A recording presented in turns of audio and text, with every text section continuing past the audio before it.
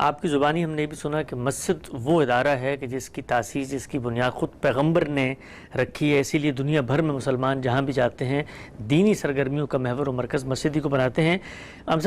ہمیں اپنے ملک میں رہتے ہوئے تو اندازہ نہیں ہوتا تھا، ہر گلی کونے پہ، چوراہے، چوک پہ مسجد ہوتی تھی۔ جب ہم باہر منتقل ہوئے، بالخصوص وہاں پر جہاں پر غیر مسلم اکثریتی آبادی موجود ہے، تو ہمارا پورا کا پورا جو مسلمانوں سے انٹریکشن ہے، مسلمانوں کی جمعیت ہے، مسلمانوں کے ساتھ ایک امت کا تصور ہے کہ جی ہم سب ایک ہیں، ہم سب، وہ بھی تو مسجد ہی کے ذریعے ہوتا ہے۔ اور مسجد ہی وہ جگہ ہے کہ جہاں پر مسلمانوں کی اجتماعیت کے، ایک بھائی کو دوسرے بھائی کا پتہ ہے، وہ مسجد میں آ رہا ہے، مل رہا ہے۔ یہ بھی تو جو نتیجہ ہے مسجد سے حاصل ہوا نا پھر ہمیں۔ یہ جماعت کی نماز، اجتماعی نماز، ایک امام کے پیچھے نماز، 5 وقت معبد میں جا کے نماز، ہفتے میں ایک دن مسلمانوں کے نظم اجتماعی کے اہتمام میں نماز، عیدین کے موقعوں پر بڑے اجتماع میں نماز، یہ سب کس لیے ہے؟ اسی لیے ہے کہ انسان اس دنیا میں جس طرح بنایا گیا ہے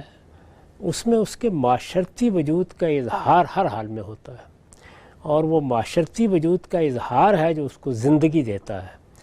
ہم دیکھتے ہیں کہ تہوار انسان اسی لیے ایجاد کرتے ہیں، ملنے جلنے کے مواقع اسی لیے پیدا کرتے ہیں، مختلف نوعیت کی تقریبات اسی لیے منعقد کرتے ہیں، شادی، بیاہ، موت، اس طرح کے بڑے مواقع پر لوگ مل بیٹھنے کے آداب طے کرتے ہیں، اسی سے تہذیب وجود میں آتی ہے۔ تو یہ سب چیزیں انسانی معاشرت کی ضرورت ہے، اس لیے جب آپ مل کر اللہ کی عبادت کریں گے، مل کر اس کے سامنے سربسجود ہوں گے، نظم اجتماعی بھی اپنا اظہار اسی طریقے سے کرے گا، تو دینی زندگی کی روح بھی معاشرے میں منتقل ہوگی اور معاشرتی ضرورتیں بھی اس سے خود بخود پوری ہونی شروع ہو جائیں گی۔ یعنی ایک جگہ بن جائے گی جہاں آپ 5 وقت ایک دوسرے سے ملیں گے، ایک دوسرے کے احوال سے واقف ہوں گے، ایک محلے کے لیے گویا ایک کمیونٹی سینٹر کی حیثیت اسی مسجد کو حاصل ہو جائے گی۔ رسالت مآب صلی اللہ علیہ وسلم نے جو مسجد مدینے میں بنائی،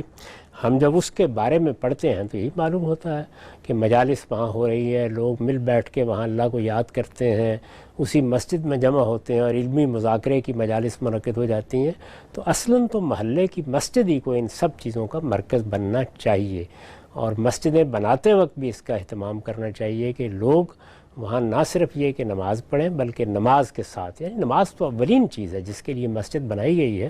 نماز کے ساتھ ان کے لیے معاشرتی سرگرمیوں کا بھی ایک مرکز وجود میں آ جائے۔ یہ سب چیزیں